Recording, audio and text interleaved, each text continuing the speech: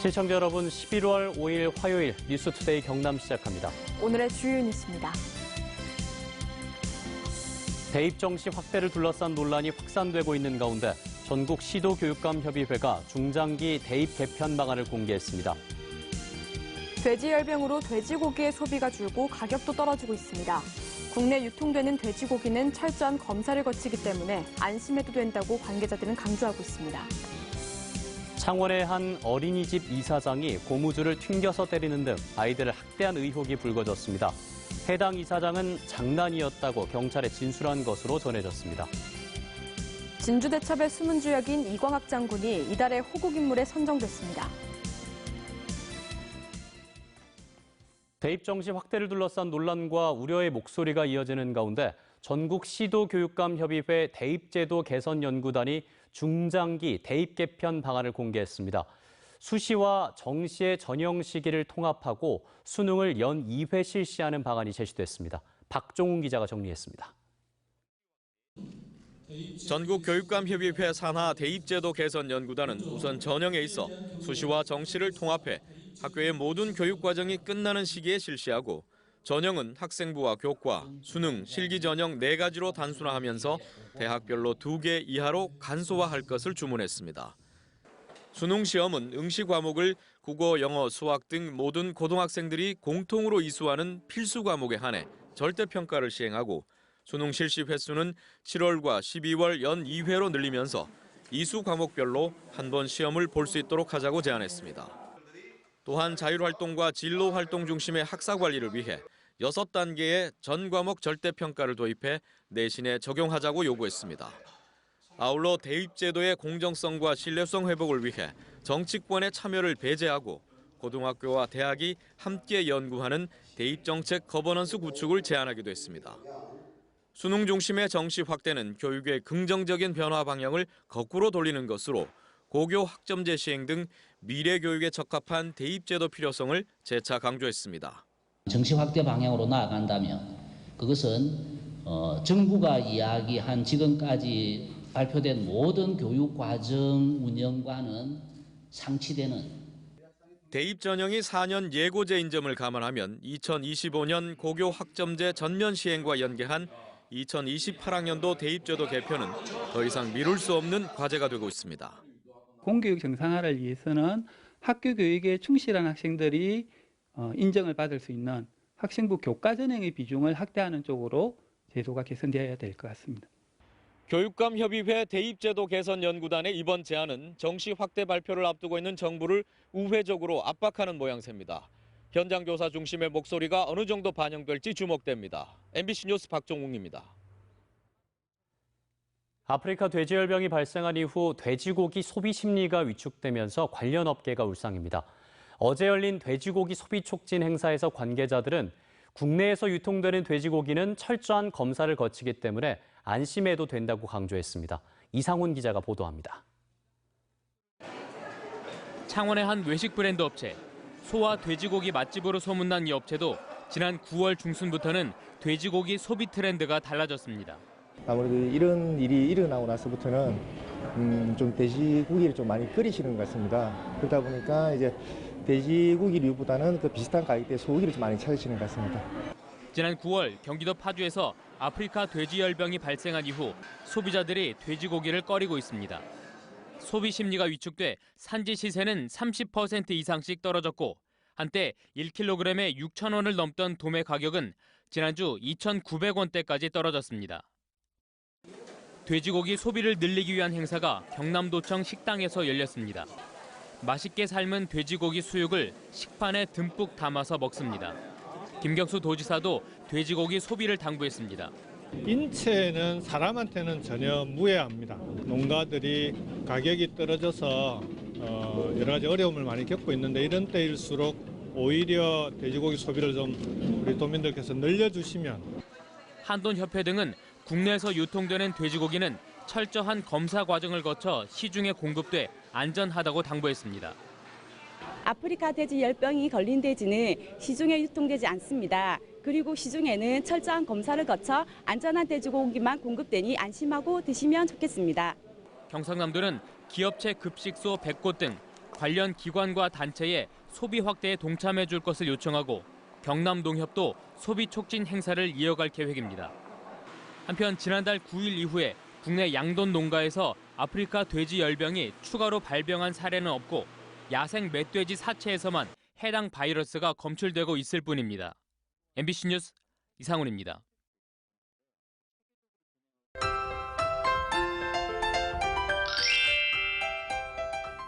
오늘도 일교차 큰 날씨에 옷차림 신경 쓰셔야겠습니다. 내륙을 중심으로 일교차가 15도 이상인 곳이 많은데요. 아침과 저녁으로 쌀쌀하지만 낮에는 가을 햇볕이 내리쬐면서 비교적 포근합니다. 오늘 창원의 아침 최저 기온 9도, 진주 6도에서 시작하며 어제보다 2, 3도 낮고요. 낮에는 창원 20도, 진주 21도까지 오르겠습니다. 출근길 짙은 안개에 주의하셔야겠습니다. 아침까지 경남 대부분 지역에 안개가 끼어 있는데요. 일부 지역에는 가시거리 200m 이하의 짙은 안개가 끼어 있습니다. 주요 가시거리 현황 보시면 대곡이 110m, 거창 150, 삼가 160m로 시정거리가 좋지 않습니다. 출근길 안전운전 하시길 바랍니다. 위성 영상 보시면 오늘 맑은 날씨를 보이면서 하늘 표정이 좋습니다. 미세먼지 농도도 좋음 수준 보이겠습니다. 오늘 낮 기온은 평년 기온의 5도입니다. 아침 기온부터 보시면 밀양 4도, 양산 7도에서 시작하고요.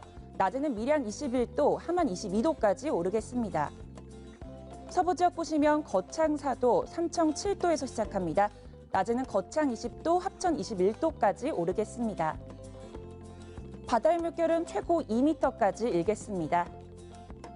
당분간 맑고 일교차 큰 전형적인 가을 날씨가 이어지겠습니다. 날씨 정보였습니다. 창원의 한 어린이집 이사장이 고무줄을 튕겨 때리는 등 아이들을 학대한 의혹이 불거졌습니다. 해당 이사장은 경찰에 장난이었다고 진술한 것으로 전해졌습니다. 이재경 기자가 취재했습니다. 지난 6월 창원의 한 어린이집. 한 남성이 다가오자 5살짜리 남자아이가 기둥 뒤로 피합니다. 남성이 무언가를 잡아당기자 아이는 한쪽 팔을 움켜잡으며 뒤로 물러납니다. 아이의 몸 곳곳에서 상처를 확인한 부모는 어린이집 원장에게 어떻게 된 일인지 물었지만 아이들끼리 장난치다 생긴 상처라는 답만 들을 수 있었습니다. 친구들끼리 장난을 치다가 그렇게 목에 동일 부위에 상처가 난 것 같다라고 말씀을 하시더라고요. 부모는 해당 이사장인 A씨와 그의 아내인 원장 B씨를 경찰에 고소했습니다. 2달치 현장 CCTV를 분석한 경찰은 학대로 의심되는 장면이 15차례, 피해 아동은 모두 9명인 것으로 확인했습니다. 고무줄을 튕긴 것 외에도 엉덩이를 발로 찬다든지 아니면 그 목과 깃덜미를 잡아당긴다든지 하는 그런 또 학대 행위가 있었고, A씨는 경찰 조사에서 단순한 장난이었는데 조금 과했다고 해명했으며 취재진의 질문에는 할 이야기가 없다는 말만 되풀이했습니다. 경찰 조사 이렇게 받으신 걸로 알고 있는데 할 이야기가 없네요. 죄송합니다. 경찰은 해당 어린이집 이사장 A씨와 그의 아내인 원장 B씨에게 아동학대 혐의를 적용해 불구속 기소 의견으로 검찰에 송치했습니다. MBC 뉴스 이재경입니다.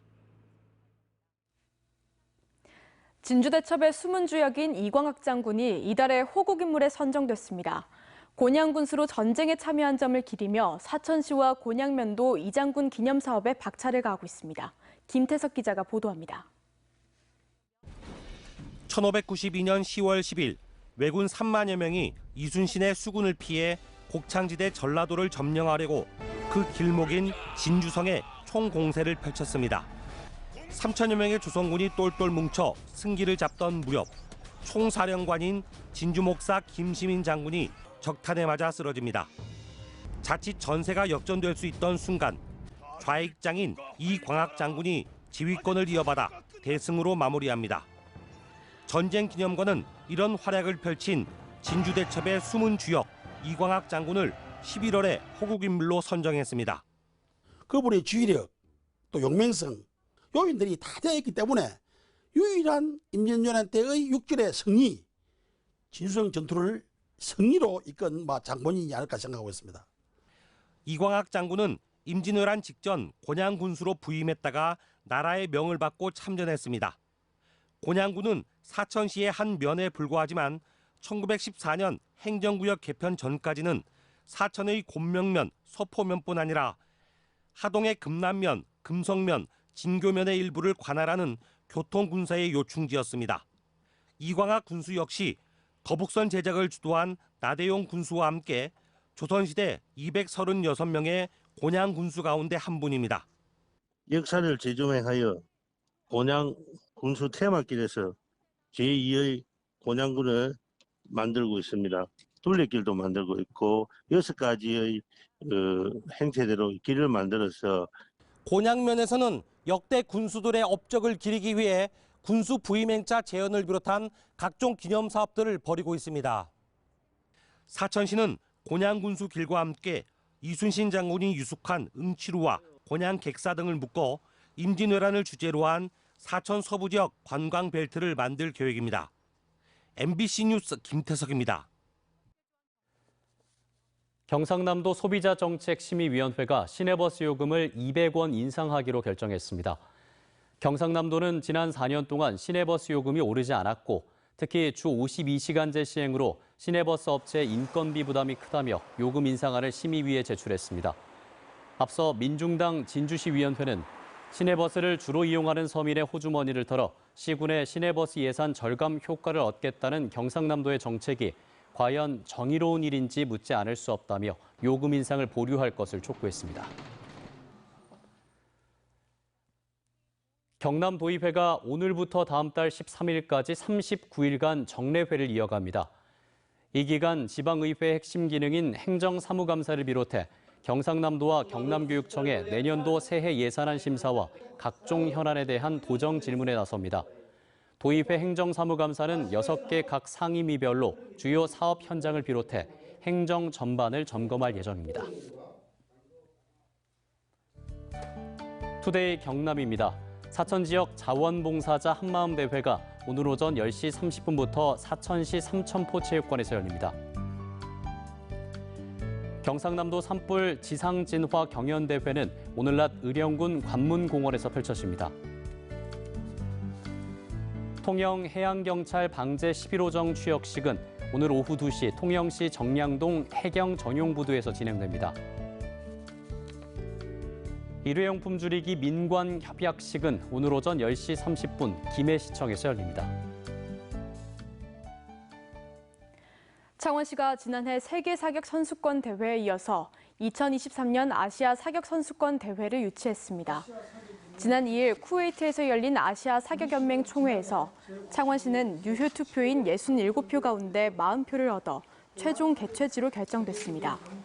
제15회 아시아 사격 선수권 대회는 한국 역사상 처음으로 1971년 서울 태릉에 이어서 52년 만에 창원에서 개최하게 되었으며 35개국에서 1,500여 명의 선수와 임원이 참가할 예정입니다. 국립축산과학원 가축유전자원센터가 전북 남원에서 함양군 서상면으로 이전을 마무리하고 이달부터 업무를 시작했습니다. 지난 2017년 3월 착공해 완공한 가축유전자원센터는 종합연구동과 54개 동의 연구 가축시설, 45헥타르의 초지를 갖추고 있으며 가축유전자원 보존과 활용을 위한 연구를 담당합니다. 가축유전자원센터는 돼지열병 관계로 개원식을 비롯해 외부인이 참석하는 행사는 하지 않기로 했다고 밝혔습니다. 조규일 진주시장이 유네스코 창의도시 지정을 계기로 진주시를 문화와 산업이 균형을 이룬 창의도시로 만들겠다고 밝혔습니다. 조규일 시장은 기자회견을 통해 진주의 문화자산 계승과 창의적 분위기 확산을 위한 1인 1예능 프로젝트와 도농 간 문화 격차 해소를 위한 문화예술 택배 사업을 추진하겠다고 말했습니다. 아울러 민속예술과 전통공예 비엔날레를 번갈아 개최하고 지역과 해외 예술인의 협업을 위해 아티스트 인 레지던스 사업도 진행할 계획이라고 덧붙였습니다. 부마민주항쟁 40주년과 국가기념일 지정을 기념하는 부마민주영화제가 오는 14일부터 30일까지 시내아트 리좀, 메가박스 마산점에서 열립니다. 영화제 개막작은 40년 전 항쟁 참가자들을 중심으로 부마 민주항쟁의 현재 위치를 살펴보는 다큐멘터리 영화며 우리나라의 민주화와 중국의 민주화, 베를린 장벽과 독일 통일 등 5개 주제의 영화 39편이 상영됩니다. 민주노총 경남본부가 성명을 내고 택배 노동자들의 처우를 개선하고 보호하는 생활물류서비스법을 제정하라고 국회에 촉구했습니다. 이들은 국회가 법의 사각지대에서 고통받는 택배 노동자들의 요구를 저버린다면 역사와 민중의 심판을 받게 될 것이라며 박홍근 의원이 대표 발의한 생활물류서비스법의 제정이 필요하다고 강조했습니다. 횡령과 부실 경영 등 비리 의혹으로 경찰 수사를 받고 있는 의령 토요의 유통이 비상 경영에 들어갔습니다. 의령군은 최근 이사회에서 토요의 유통의 부실 채권을 회수하기 위한 손해배상 청구의 소송과 구조 조정을 진행하기로 결정했다고 밝혔습니다. 한편 경남경찰청은 토요의 유통의 손실금이 30억 원대에 이르는 부분과 관련해 수사하고 있습니다. 산청군은 20대 성철 스님이 수행을 위해 지리산 대원사로 향하며 걸었던 길을 순례길로 조성했다고 밝혔습니다. 산청 겁외사와 지리산 관문인 산청군 신안면, 단성면을 둘러보는 성철 스님 순례길은 묵곡 생태숲길과 양청강길, 대나무 생태숲길로 구성됐습니다. 뉴스투데이 경남 여기서 마무리하겠습니다. 함께해 주신 여러분 고맙습니다.